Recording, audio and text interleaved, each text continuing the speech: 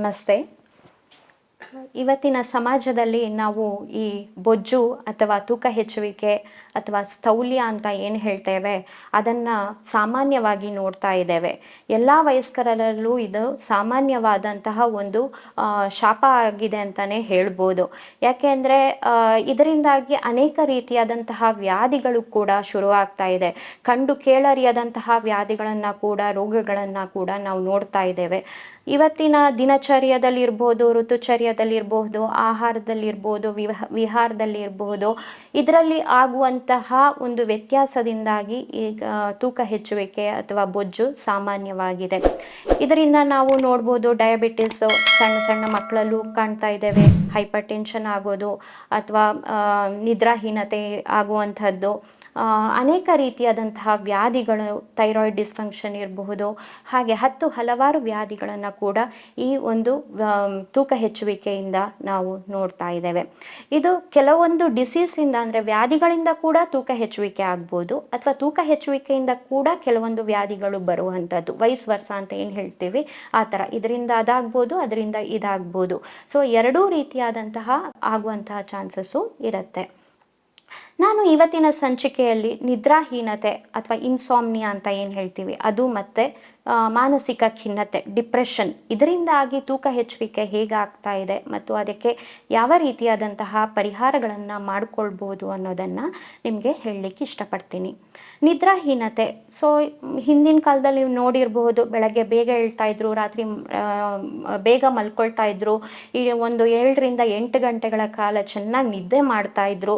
ಆದರೆ ಇವತ್ತಿನ ಈ ಸಮಾಜದಲ್ಲಿ, ಇವತ್ತಿನ ಈ ಜೀವನ ಶೈಲಿಯಲ್ಲಿ ಎಷ್ಟೋ ಜನ ನೀವು ಹೇಳಿರೋದನ್ನು ಕೇಳಿರ್ಬೋದು, ನಂಗೆ ರಾತ್ರಿ ಹೊತ್ತು ನಿದ್ದೆನೇ ಬರೋದಿಲ್ಲ ಅಂತ.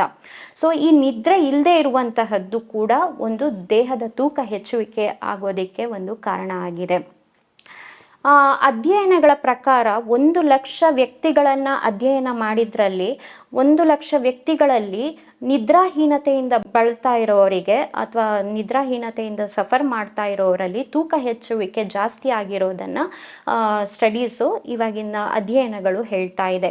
55% ವಯಸ್ಕರಲ್ಲಿ ನಾವು ಈ ನಿದ್ರಾಹೀನತೆಯಿಂದಾಗಿ ತೂಕ ಹೆಚ್ಚಾಗ್ತಾ ಇರೋದನ್ನು ನೋಡ್ಬೋದು, ಮತ್ತು 89% ಮಕ್ಕಳಲ್ಲಿ ನಿದ್ರಾಹೀನತೆಯಿಂದಾಗಿ ತೂಕ ಹೆಚ್ಚಾಗ್ತಾ ಇರೋದನ್ನು ನಾವು ನೋಡ್ಬೋದು. ಸ್ಪೆಷಲಿ ಮಕ್ಕಳಲ್ಲಿ ನಿದ್ದೆ ಹೆಚ್ಚು ಹೊತ್ತು ಮಾಡಬೇಕಾಗತ್ತೆ, ಆದರೆ ಈಗಿನ ಜೀವನ ಶೈಲಿಯಲ್ಲಿ ಮಕ್ಕಳು ಹೆಚ್ಚು ಹೊತ್ತು ನಿದ್ದೆ ಮಾಡೋದಿಲ್ಲ. ಸೊ ಮೊಬೈಲಲ್ಲಿ ಇರ್ತಾರೆ, ತುಂಬ ಹೊತ್ತು ಟಿ ವಿ ನೋಡ್ತಾ ಇರ್ತಾರೆ. ಅವರ ಕಾನ್ಸಂಟ್ರೇಷನ್ನು ಮೊಬೈಲು ಟಿ ವಿಯಲ್ಲಿ ಇರೋ ಕಾರಣ ನಿದ್ದೆ, ಆಟದ ಕಡೆ ಗಮನ ಕಮ್ಮಿ ಆಗಿದೆ. ಸೊ ದೇಹಕ್ಕೆ ಸರಿಯಾಗಿ ವ್ಯಾಯಾಮ ಕೂಡ ಸಿಗ್ತಾ ಇಲ್ಲ ಮಕ್ಕಳಿಗೆ. ಈವನ್ ದೊಡ್ಡವರಿಗೂ ಕೂಡ ಹೆಚ್ಚಿನ ಅವಧಿ ಅವರು ತಮ್ಮ ಕೆಲಸಗಳಲ್ಲಿ ಮತ್ತು ಮೊಬೈಲಲ್ಲೇ ಕಳೆಯೋ ಕಾರಣ ದೇಹಕ್ಕೆ ಯಾವುದೇ ರೀತಿಯಾದಂತಹ ವ್ಯಾಯಾಮ ಕೂಡ ಸಿಗ್ತಾ ಇಲ್ಲ. ಈ ವ್ಯಾಯಾಮ ಇಲ್ಲದೆ ಇರೋದು ಕೂಡ, ದೇಹಕ್ಕೆ ಯಾವುದೇ ರೀತಿಯಾದಂತಹ ವ್ಯಾಯಾಮ ಇಲ್ಲದೆ ಇರೋದು ಕೂಡ ಒಂದು ಈ ನಿದ್ರಾಹೀನತೆಗೆ ಕಾರಣ ಆಗಿದೆ. ಈ ನಿದ್ರೆ ಬರದೇ ಇರೋದಕ್ಕೆ ಹಲವಾರು ಕಾರಣಗಳಿರಬಹುದು. ಈಗ ಪದೇ ಪದೇ ರಾತ್ರಿ ವೇಳೆ ಮೂತ್ರ ವಿಸರ್ಜನೆಗೆ ಹೋಗುವಂಥದ್ದು ಇರ್ಬೋದು, ಅಥವಾ ವ್ಯಾಯಾಮ ಇಲ್ಲದೆ ಇರುವಂಥದ್ದು ಇರ್ಬೋದು, ಅಥವಾ ಅತಿಯಾದ ಮಾನಸಿಕ ಒತ್ತಡಗಳಿರ್ಬೋದು, ಸ್ಟ್ರೆಸ್ ಲೆವೆಲ್ ಅಂತ ಏನು ಹೇಳ್ತೇವೆ ಅದರಿಂದ ಕೂಡ ನಿದ್ರಾಹೀನತೆ ಆಗುತ್ತೆ. ಈ ಮಾನಸಿಕ ಒತ್ತಡಗಳು ಜಾಸ್ತಿ ಆದಾಗ ದೇಹದಲ್ಲಿ ಸೆರೋಟೋನಿನ್ ಅಥವಾ ಕಾರ್ಟಿಸೋಲ್ ಅನ್ನುವಂಥ ಒಂದು ಹಾರ್ಮೋನುಗಳಲ್ಲಿ ವ್ಯತ್ಯಾಸ ಆಗುತ್ತೆ. ಈ ಕಾರ್ಟಿಸೋಲ್ ಹಾರ್ಮೋನ್ ವ್ಯತ್ಯಾಸ ಆದಾಗ ಅಥವಾ ಸ್ಟ್ರೆಸ್ ಲೆವೆಲ್ಲಿಂದ ಹಾರ್ಮೋನಲ್ಲಿ ವ್ಯತ್ಯಾಸ ಆದಾಗ ನಿದ್ರೆ ಕಮ್ಮಿ ಆಗತ್ತೆ. ಮತ್ತು ಈ ಕಾರ್ಟಿಸೋಲ್ ಹಾರ್ಮೋನಿನ ವೈಪರೀತ್ಯದಿಂದಾಗಿ ಬಾಡಿಯಲ್ಲಿನ ಒಂದು ಶುಗರ್ ಲೆವೆಲ್ ಕಮ್ಮಿ ಆಗುತ್ತೆ. ಶುಗರ್ ಲೆವೆಲ್ ಕಮ್ಮಿ ಆದಾಗ ಏನಾಗುತ್ತೆ, ಉಪ್ಪಿನಾಂಶ ಇರುವಂತಹ ಪದಾರ್ಥವನ್ನು ಅಥವಾ ಫ್ಯಾಟ್ ಕಂಟೆಂಟ್, ಕೊಬ್ಬಿನಾಂಶ ಇರುವಂತಹ ಪದಾರ್ಥಗಳನ್ನು ಜಾಸ್ತಿ ತಗೊಳ್ಬೇಕು ಅಂತ ಒಂದು ಮನಸ್ಸಿಗೆ ಅನಿಸುತ್ತೆ. ಈ ಕೊಬ್ಬಿನಾಂಶ ಇರುವಂತಹ ಪದಾರ್ಥಗಳನ್ನು ಜಾಸ್ತಿ ತಗೊಂಡಾಗ ಏನಾಗುತ್ತೆ, ದೇಹದಲ್ಲಿನ ತೂಕ ಹೆಚ್ಚಾಗತ್ತೆ. ಸೊ ಅದಕ್ಕೆ ತಕ್ಕ ಹಾಗೆ ವ್ಯಾಯಾಮ ಇರೋದಿಲ್ಲ. ಇವತ್ತಿನ ಈ ಜೀವನ ಶೈಲಿಯಲ್ಲಿ ವ್ಯಾಯಾಮ ಕಮ್ಮಿ, ಊಟ ಹೆಚ್ಚು, ನಿದ್ದೆ ಕಮ್ಮಿ, ಈ ಥರ ಆಗಿಬಿಟ್ಟಿದೆ. ಸೊ ಇದರಿಂದಾಗಿ ಕೂಡ ದೇಹದ ತೂಕ ಹೆಚ್ಚಾಗ್ತಾ ಇದೆ. ಇದಕ್ಕೆ ಏನು ಮಾಡ್ಕೊಳ್ಬೋದು ನಾವು ಅಂತ ಅಂದರೆ, ಅಟ್ಲೀಸ್ಟ್ ವಾರದಲ್ಲಿ 1-2 ದಿನ ಆದ್ರೂ ತಲೆಗೆ ಎಣ್ಣೆ ಹಾಕೊಳ್ಳುವಂಥ ಅಭ್ಯಾಸವನ್ನು ಮಾಡ್ಕೋಬೇಕು. ನೀವು ನೋಡಿರ್ಬೋದು ಹಿಂದಿನ ಕಾಲದಲ್ಲಿ ವಾರದಲ್ಲಿ 1-2 ದಿನ ಆದರೂ ಎಣ್ಣೆ ಸ್ನಾನ ಅಂತ ಮಾಡಿಸ್ತಾ ಇದ್ರು. ಸೊ ಈಗ ಆ ಪದ್ಧತಿಗಳೆಲ್ಲ ಹೋಗ್ಬಿಟ್ಟಿದೆ. ಈಗ ಈ ಫ್ಯಾಷನ್ ಯುಗದಲ್ಲಿ ಎಣ್ಣೆ ಹಾಕ್ಕೊಂಡ್ರೆ ನಮ್ಮದು ಬ್ಯೂಟಿ ಎಲ್ಲಿ ಕಮ್ಮಿ ಆಗುತ್ತೋ ಅನ್ನೋವಂಥ ಒಂದು ಭಾವನೆಯಲ್ಲಿ ತಲೆಗೆ ಎಣ್ಣೆ ಹಾಕ್ಕೊಳ್ಳೋವಂತಹ ಒಂದು ಪದ್ಧತಿನೇ ಮಾಯ ಆಗ್ತಾ ಇದೆ. ಸೊ ತಲೆಗೆ ಅಟ್ಲೀಸ್ಟ್ ವಾರದಲ್ಲಿ 2-3 ದಿನ ಎಣ್ಣೆ ಹಾಕ್ಕೊಂಡು 5 ನಿಮಿಷಗಳ ಕಾಲ ಮಸಾಜ್ ಮಾಡಿಕೊಂಡು 2 ಅವರ್ಸ್ ಅಥವಾ 3 ಅವರ್ಸ್ ಬಿಟ್ಟು ಮತ್ತೆ ತಲೆಗೆ ಸ್ನಾನ ಮಾಡಿಕೊಂಡ್ರೆ ಒಳ್ಳೆಯದು. ಅಷ್ಟೇ ಅಲ್ಲದೆ ರಾತ್ರಿ ಮಲ್ಕೊಳ್ಳೋ ಟೈಮಲ್ಲಿ ಪಾದಾಭ್ಯಂಗ ಅಂತ ಹೇಳ್ತೀವಿ. ಆಯುರ್ವೇದ ಶಾಸ್ತ್ರದಲ್ಲಿ ಪಾದಾಭ್ಯಂಗ ಅಂದರೆ ಪಾದಕ್ಕೆ ತೈಲದಿಂದ ಎಣ್ಣೆಯಿಂದ ಮಸಾಜ್ ಮಾಡುವಂಥದ್ದು. ಸೊ ರಾತ್ರಿ ಮಲ್ಗೋಕ್ಕಿಂತ ಮುಂಚೆ ಯಾವುದೇ ಒಂದು ತೈಲ ಇರಬಹುದು, ಸೊ ಮೆಡಿಕೇಟೆಡ್ ತೈಲ ಆಗಿರ್ಬೋದು ಅಥವಾ ನಾನ್ ಮೆಡಿಕೇಟೆಡ್ ಮನೆಯಲ್ಲಿರೋ ಕೊಬ್ಬರಿ ಎಣ್ಣೆನೇ ಆಗಿರ್ಬೋದು ಅಥವಾ ಹರಳೆಣ್ಣೆ ಆಗಿರ್ಬೋದು ಅಥವಾ ಮೆಡಿಕೇಟೆಡ್ ಆಯಿಲ್ ನಿಮ್ಗೆ ತೊಗೊಳಕ್ಕಾಗತ್ತೆ ಅಂದರೆ ಕ್ಷೀರಬಲ ತೈಲ, ಕರ್ಪೂರಾದಿ ತೈಲ, ಪಿಂಡ ತೈಲ, ನಾರಾಯಣ ತೈಲ, ಈ ಥರ ಒಂದು ತೈಲಗಳಿಂದ 2-5 ನಿಮಿಷಗಳ ಕಾಲ ಪಾದಕ್ಕೆ ಒಂದು ಮಸಾಜ್ ಮಾಡಿ ಮಲ್ಕೊಂಡ್ರೆ ಚೆನ್ನಾಗಿ ನಿದ್ದೆ ಬರುತ್ತೆ.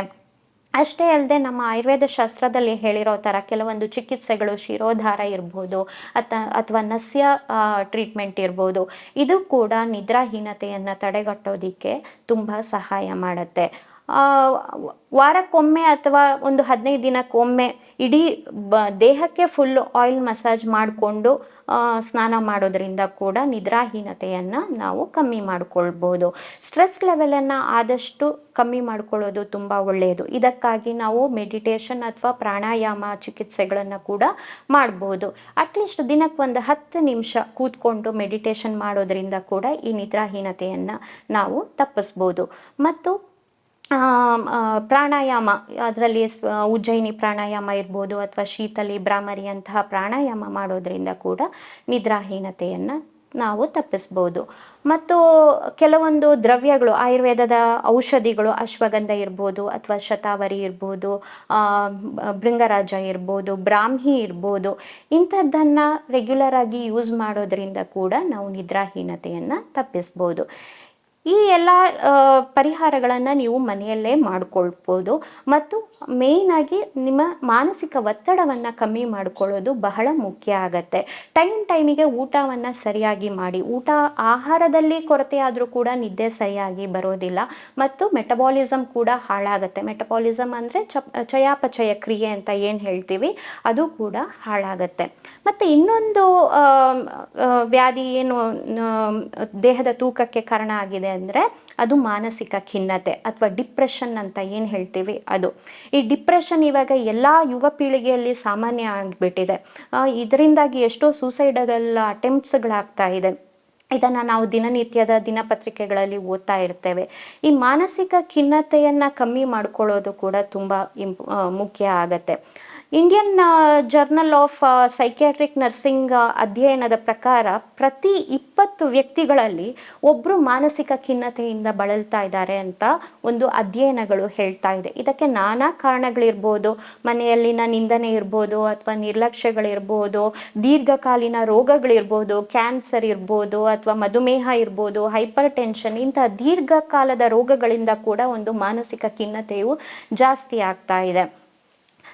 ಅಥವಾ ಬಡತನ ಇರ್ಬೋದು ಮನೆಯಲ್ಲಿ. ಹೀಗೆ ಹಲವಾರು ಕಾರಣಗಳಿಂದ ಡಿಪ್ರೆಷನ್ ಅಥವಾ ಮಾನಸಿಕ ಖಿನ್ನತೆಯನ್ನು ನಾವು ನೋಡ್ತಾ ಇದ್ದೇವೆ. ಈ ಮಾನಸಿಕ ಖಿನ್ನತೆಗೆ ಒಳಗಾದವರು ತಗೊಳ್ಳುವಂತಹ ಔಷಧಿಗಳು ಅಂದರೆ ಆ್ಯಂಟಿ ಡಿಪ್ರೆಸೆಂಟ್ ಔಷಧಿಗಳು ಏನಿರುತ್ತೆ, ಇದು ಸಡನ್ನಾಗಿ ದೇಹದ ತೂಕವನ್ನು ಜಾಸ್ತಿ ಮಾಡುತ್ತೆ. ಇದರಿಂದ ಕೂಡ ನಾವು ದೇಹದ ತೂಕ ಜಾಸ್ತಿ ಆಗ್ತಿರೋದನ್ನು ನೋಡ್ಬೋದು. ಈ ಮಾನಸಿಕ ಖಿನ್ನತೆಗೆ ಒಳಪಡ್ತಾ ಇರುವಂತಹ ವ್ಯಕ್ತಿಗಳಲ್ಲಿ ಇದು ಸಾಮಾನ್ಯ ಆಗಿಬಿಟ್ಟಿದೆ, ತೂಕ ಜಾಸ್ತಿ ಆಗುವಂಥದ್ದು. ಯಾಕೆಂದರೆ ಅವರಿಗೆ ದೇಹದಲ್ಲಿ ಯಾವುದೇ ರೀತಿಯಾದಂತಹ ಉತ್ಸಾಹ ಇರೋದಿಲ್ಲ, ವ್ಯಾಯಾಮಗಳನ್ನು ಸರಿಯಾಗಿ ಮಾಡ್ತಾ ಇರೋದಿಲ್ಲ ಮತ್ತು ಸರಿಯಾದ ಟೈಮಿಗೆ ಆಹಾರ ತಗೊಳ್ಳೋದು ಅಥವಾ ನಿದ್ದೆ ಮಾಡೋದು ಇದು ಯಾವುದನ್ನೂ ಅವರು ಮಾಡಲಿಕ್ಕಾಗಲ್ಲ. ಸೊ ಇದರಿಂದ ಏನಾಗುತ್ತೆ, ದೇಹದ ತೂಕ ತುಂಬ ಜಾಸ್ತಿ ಆಗತ್ತೆ. ಇಂಥ ಮಾನಸಿಕ ಖಿನ್ನತೆಗೆ ಅಥವಾ ಡಿಪ್ರೆಷನ್ಗೆ ಒಳಗಾಗಿರೋರು ಕೂಡ ಸರಿಯಾದ ರೀತಿಯಲ್ಲಿ ಅದರಿಂದ ಪರಿಹಾರವನ್ನು ಕಂಡುಕೊಳ್ಬಹುದು. ಸೊ ಆಯುರ್ವೇದದಲ್ಲಿ ಹೇಳಿರುವಂತಹ ಔಷಧಿಗಳನ್ನು ಉಪಯೋಗಿಸೋದು, ಸರಿಯಾದ ವೈದ್ಯರ ಮಾರ್ಗದರ್ಶನದಲ್ಲಿ ಇಂಥ ಔಷಧಿಗಳನ್ನು ತಗೊಳ್ಬೇಕಾಗತ್ತೆ. ಮತ್ತು ಶಿರೋಧಾರ ಮಾಡಿಕೊಳ್ಳುವಂಥದ್ದು ಅಥವಾ ಮೆಡಿಟೇಷನ್ ಮಾಡುವಂಥದ್ದು, ಯೋಗ ಮಾಡುವಂಥದ್ದು, ಪ್ರಾಣಾಯಾಮ ಮಾಡುವಂಥದ್ದು, ಇದು ಕೂಡ ಮಾನಸಿಕ ಖಿನ್ನತೆಯನ್ನು ಅಥವಾ ಮೆಂಟಲ್ ಡಿಪ್ರೆಷನ್ನನ್ನು ಕಮ್ಮಿ ಮಾಡಲಿಕ್ಕೆ ಹೆಲ್ಪ್ ಮಾಡುತ್ತೆ. ಸೊ ದಟ್ ಇಂಡೈರೆಕ್ಟಾಗಿ ತೂಕ ಹೆಚ್ಚಾಗೋದನ್ನು ಕೂಡ ಕಮ್ಮಿ ಮಾಡೋದಕ್ಕೆ ಸಹಾಯ ಮಾಡುತ್ತೆ. ಮುಂದಿನ ಸಂಚಿಕೆಯಲ್ಲಿ ಮತ್ತೊಂದು ವ್ಯಾಧಿಯಿಂದ ತೂಕ ಹೆಚ್ಚುವಿಕೆ ಹೇಗಾಗತ್ತೆ ಮತ್ತು ಅದಕ್ಕೆ ಯಾವುದೇ ರೀತಿಯಾದಂತಹ ಪರಿಹಾರಗಳನ್ನು ಮಾಡಿಕೊಳ್ಬೋದು ಅನ್ನೋದನ್ನು ತಿಳಿಸ್ಕೊಡ್ತೇನೆ.